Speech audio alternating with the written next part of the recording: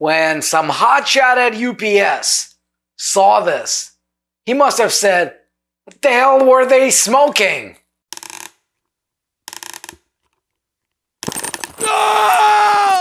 Hi, I'm Andrei Mincov, the founder of Trademark Factory, and in this video I'm going to share my thoughts about yet another trademarking screw-up.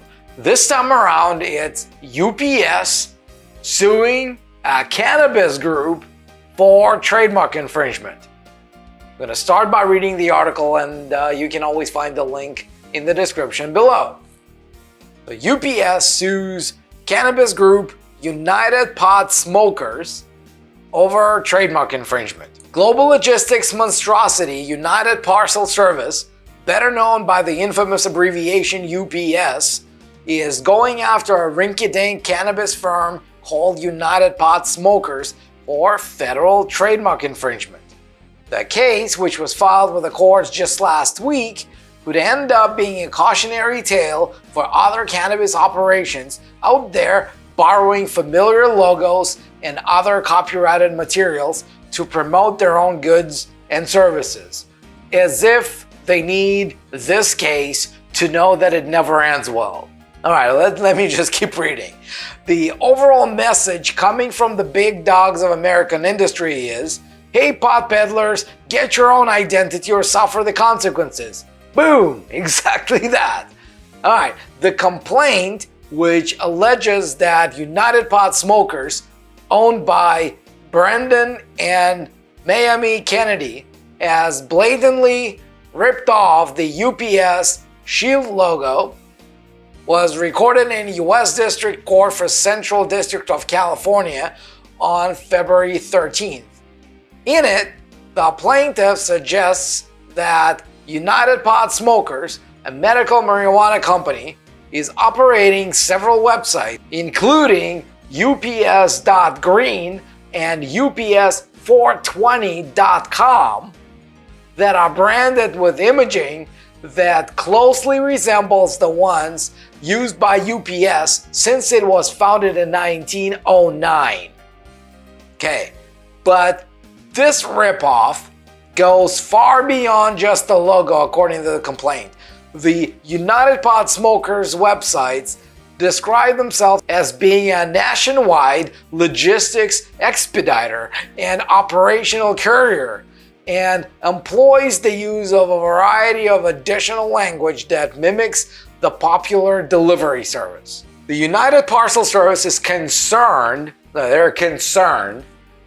its customers will get the two companies confused. Really? Alright, something the company believes could ruin its reputation if the courts do not step in and take action. Now who was smoking? Defendants' unauthorized use of the famous UPS mark and UPS shield logo is likely to cause confusion, mistake, or deception as to the origin, source, and sponsorship of defendants' products and services, the lawsuit reads. Now, UPS are not crazy. They understand that people who buy pot will never think that they're buying pot from the same company that they use to send their parcels with, right? They're not really thinking that there's confusion there, but what they are thinking about is that people who buy pot might think that UPS authorized the pot company to sell pot under the UPS logo. Now, that's a more legitimate concern. And with trademark infringement, it's never about just whether people are going to think that the two companies are the same, or the two products come from the same source.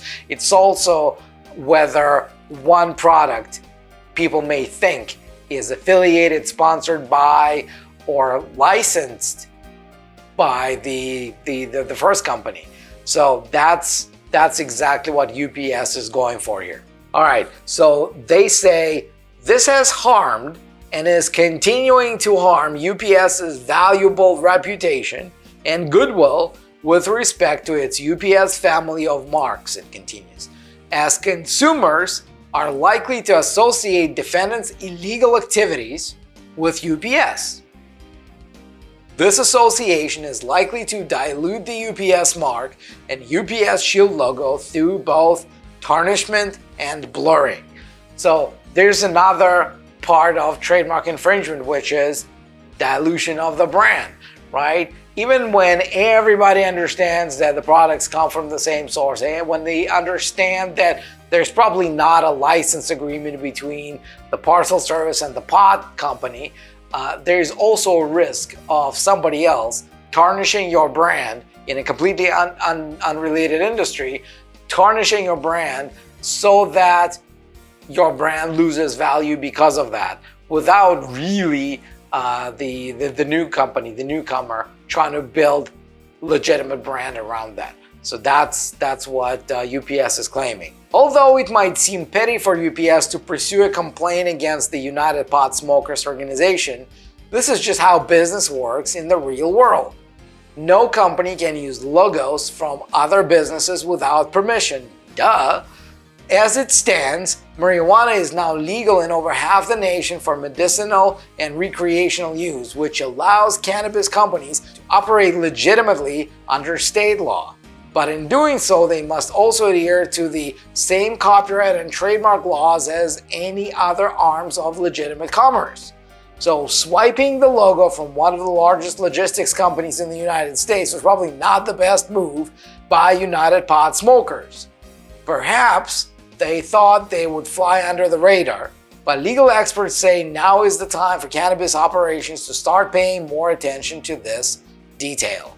Cannabis companies are not immune from trademark infringement claims and must choose brands that do not infringe the rights of third parties, including third parties outside of the cannabis industry.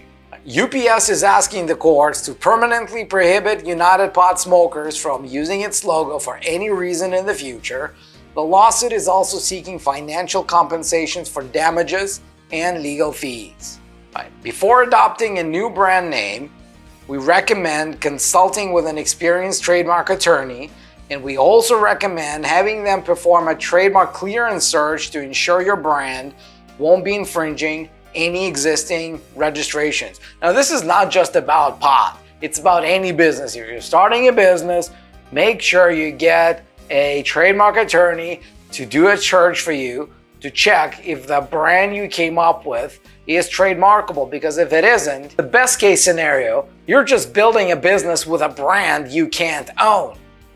And with a worst case scenario, you're building a business that's going to be sued into oblivion very soon.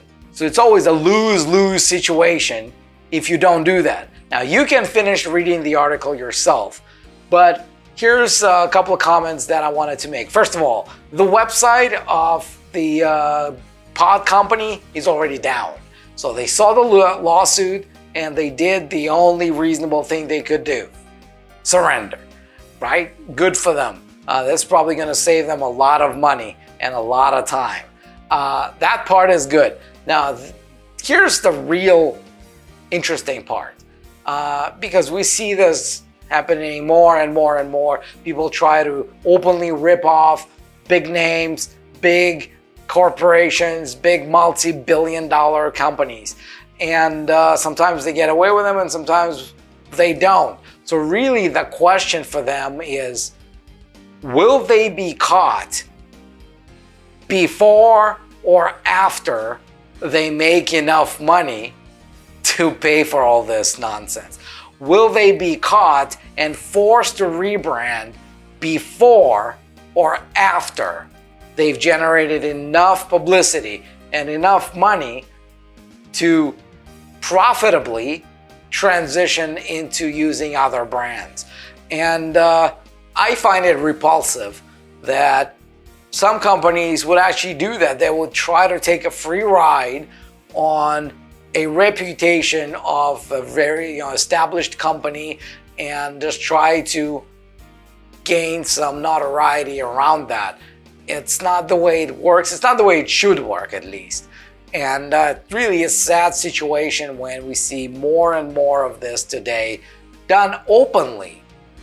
And sometimes the big names, they choose not to fight it all the way. Yeah, they may file a lawsuit and later settle, but they rarely go after them with full force, and that's why we see more and more stories like that. So there you go. So in this case, like I said, the website is already down. They got some publicity, so we'll see what their next trick is going to be. Something tells me we'll be hearing about those people again in the same context. Now, if you found this video useful, if you found it interesting, go subscribe now, get notified whenever the next video goes live. There's a bell button for that. And if you got a brand that you want to protect, but you have to be serious about wanting to build a brand for a business that matters, right? We're not gonna file trademarks for you if you just copied somebody else's famous brand. That's not what we do.